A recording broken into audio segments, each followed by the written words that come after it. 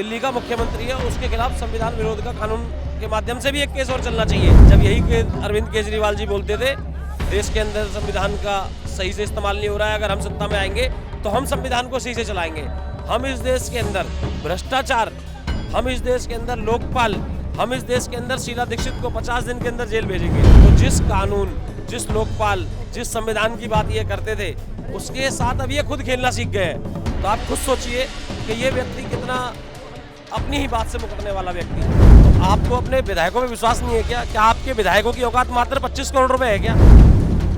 सोचिए आपको अपने विधायकों में विश्वास नहीं है, यानी कि आपके विधायक भी आपकी तरह बेईमान है, या उनको लगता है कि आप उनका आगे तक साथ नहीं देंगे। केजरीवाल कोर्ट को बेवकूफ़ नहीं बना रहे, ज़्यादा ये बेवकूफ़ बना रहे हैं दिल्ली की जनता को। उस भ्रष्टाचार के जो दारू के नाम पर लोगों को दिया गया है, जो जहर दिया गया है और जो फायदा दिया गया है, उससे बचने के लिए वो ड्रामे कर रहे हैं।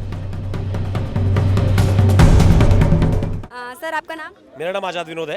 केजरीवाल जी को कोर्ट ने बुलाया है 16 मार्च को।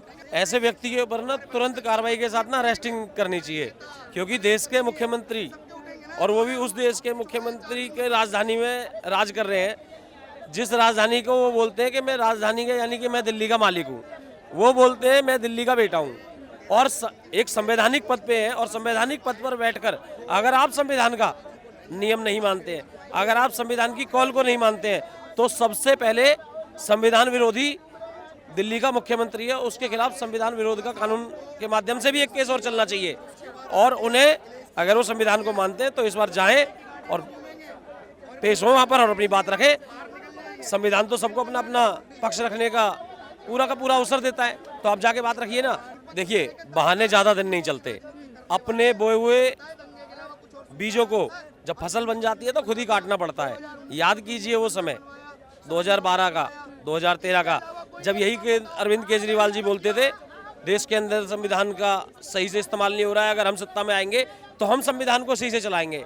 हम इस देश के अंदर भ्रष्टाचार, हम इस देश के अंदर लोकपाल, हम इस देश के अंदर शीला दीक्षित को 50 दिन के अंदर जेल भेजेंगे। तो जिस कानून, जिस लोकपाल, जिस संविधान की बात ये करते थे, उसके साथ अब ये खुद खेलना सीख गए हैं। तो आप खुद सोचिए कि ये व्यक्ति कितना अपनी ही बात से मुकरने वाला व्यक्ति है। अच्छा, जिस तरह से आप कह रहे हैं तो इसका मतलब ये है कि पहले केजरीवाल जो कहते थे अब वो है, मतलब दोनों केजरीवाल चेंज है क्या? अरविंद केजरीवाल जी हकीकत में जो पहले थे ना, वो अरविंद केजरीवाल था ही नहीं। वो एक अवसरवादी नेता था, उसको एक अवसर चाहिए था और उसको वो अवसर दिल्ली की जनता ने दे दिया। अरविंद केजरीवाल तो अब जो वास्तविक में है, जो अभी दिख रहा है आपको, हकीकत में अरविंद केजरीवाल था ही है। वो तो अरविंद केजरीवाल था ही नहीं था, एक बहरूपिया था जो दिल्ली के अंदर लोकपाल और जोकपाल के नाम पर दिल्ली की जनता को ठगने आया था। अरविंद केजरीवाल जी जो हैं वो दावा कर रहे हैं कि जो बीजेपी के जो नेता हैं वो हमारे विधायक हैं, उनको 25 करोड़ में खरीदने की कोशिश कर रहे थे। और क्या आपको क्या लगता है कि मतलब बीजेपी के जो नेता हैं वो क्या सच में ऐसा कोशिश कर सकते हैं? ये तो मैं नहीं जानता, क्योंकि मैं उस मीटिंग में था नहीं जिसमें इनके विधायकों को बीजेपी खरीद रही थी। लेकिन मैं फिर भी बोलना चाहूँगा, अगर आपकी पार्टी इतनी बहुत अच्छी है, इतनी ईमानदार है, अगर आपकी पार्टी इस दिल्ली के अंदर वाकई में ही बहुत अच्छी काम कर रही है, तो आपको अपने विधायकों में विश्वास नहीं है क्या? क्या आपके विधायकों की औकात मात्र 25 करोड़ रुपए है क्या? सोचिए आपको अपने विधायकों में विश्वास नहीं है, यानी कि आपके विधायक भी आपकी तरह बेईमान है, या उनको लगता है कि आप उनका आगे तक साथ नहीं देंगे।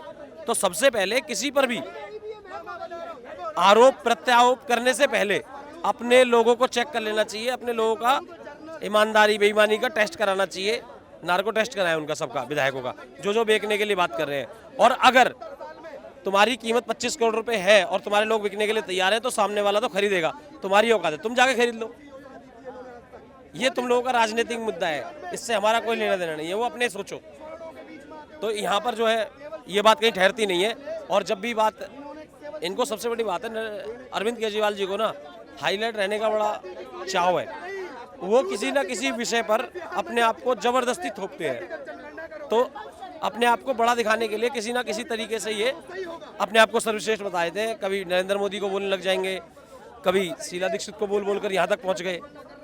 तो ये हमेशा बड़े ख्वाब देखने वाले व्यक्ति यहाँ तक पहुँच गए। अच्छा, जिस जिस तरह से केजरीवाल जो हैं वो ईडी को बेवकूफ़ बनाते आए हैं कि ना जाने पे, तो उस तरह से क्या कोर्ट के जो कानून हैं और रूल्स हैं उनको नहीं मानते हैं, वो नहीं जाने हैं।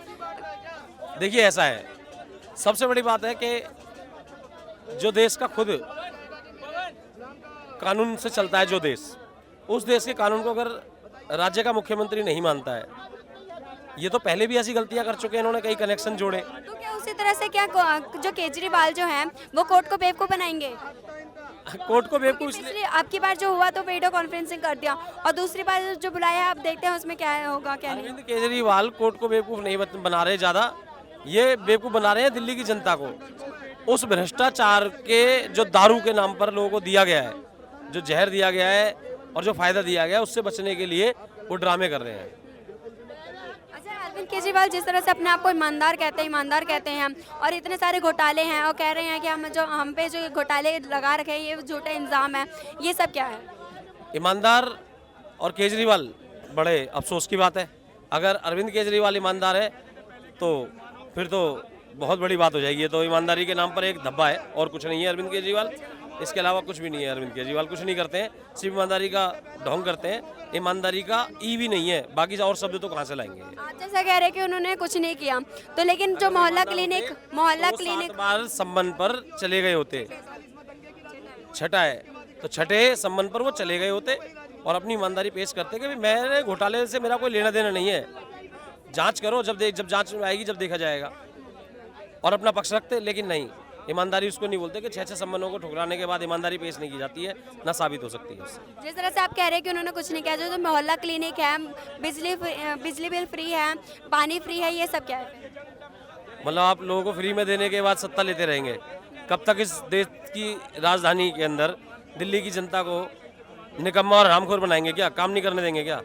और भैया फ्री में पानी देना कोई बड़ी बात थोड़ा है, देश के अंदर पानी है फ्री में तो फ्री दे रहे हैं।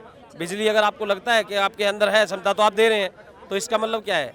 और आप मोहल्ला क्लिनिक की बात कर रहे हैं, आप जाकर खुद आप अपने कमेंट बॉक्स में इनसे पूछ लीजिए कि भाई कितने मोहल्ला क्लिनिक आपके क्षेत्र के काम कर रहे हैं। ये लोग स्कीम बहुत अच्छी लेके आते हैं, आपने देखा ना, जैसे कुछ कंपनियां आती हैं वो स्कीमें लेके आती हैं, आप अपने नीचे इतने मेंबर बनाओ, आप इतने नीचे मेंबर बनाओ, ये स्कीमें तो बहुत अच्छी लेके आते हैं, लेकिन उनको परमानेंट इम्प्लीमेंट नहीं कर पाते। चाहे मोहल्ला क्लिनिक हो, स्कूल वाला स्ट्रक्चर हो, ये सब लेके आते हैं लेकिन उसको परमानेंट नहीं रख पाते। मतलब जितना ये सब कह रहे हैं कि हमने इतना स्कूल बनाए, इतने मोहल्ला क्लिनिक बनाए, अपने मोहल्ला क्लिनिक को वो एक 5 स्टार हॉस्पिटल से बोलते हैं। हग रहे हैं, गधे मूत रहे हैं, कूड़ेदान लोगों ने बना रखे हैं, लोग कूड़ा फेंक रहे हैं आधे से ज़्यादा मोहल्ला क्लिनिकों में। और कई मोहल्ला क्लिनिकों को तो पता है इन्होंने क्या कर दिया है, कई मोहल्ला क्लिनिकों को तो इन लोगों ने अमूल वालों को दे दिया है, यानी कि व्यापार खुलवा दिया है। तो इनका कोई भी ऐसा ईमानदारी का कुछ नहीं है।